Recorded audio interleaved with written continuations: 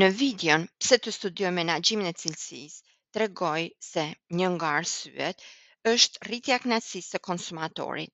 Në menaxhimin e cilësisë, themi se konsumatori gjykat si kryesori i cilësisë, madje cilësia fillon dhe mbaron me konsumatorin. Kjo për të treguar që menaxhimi i cilësisë është një aspekt thelbësor i krijimit dhe ruajtjes së kënaqësisë dhe besueshmërisë së konsumatorit. Vazhdo të ndjekësh prezantimin për të mësuar më shumë rreth kësaj çështje, por më përpara dua të kujtoj të abonohesh në kanal dhe të shtypësh zilen për të marrë informacion për videot e reja. Kështu, sigurimi i cilësisë është një nga arsyet si që e përdorim cilësinë për të fituar konsumatorët.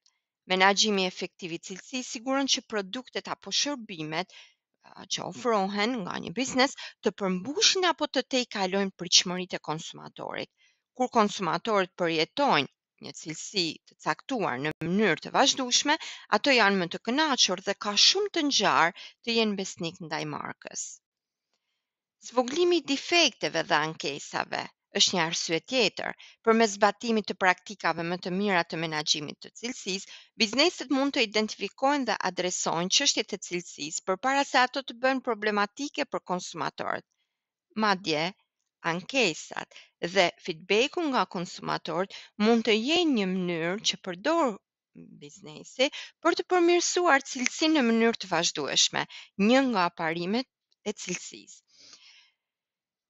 Zvoglimi, përpjekja për cilësi, minimizon rastet e defekteve të produktit dhe ankesave të konsumatorit që ndikon pozitivisht në përvojën e përgjithshme të konsumatorit.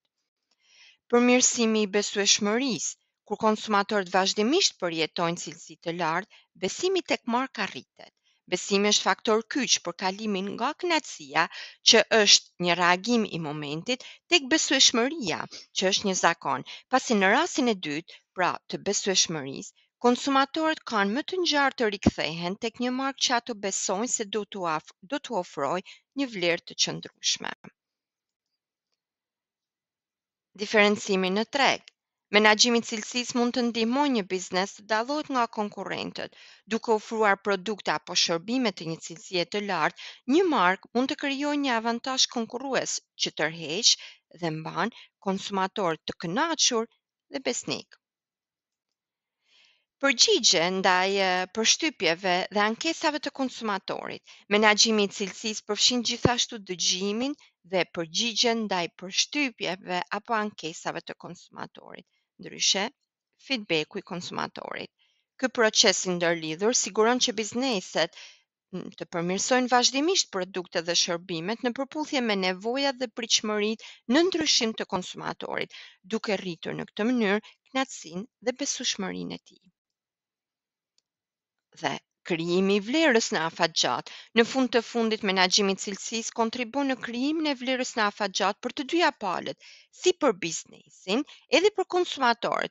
Konsumatorët përfitojnë nga sigurimi i produkteve dhe shërbimeve që në mënyrë të vazhdueshme plotësojnë apo tejkalojnë pritshmëritë e tyre, ndërsa bizneset përfitojnë sepse sigurojnë marrëdhënie të qëndrueshme me konsumatorët.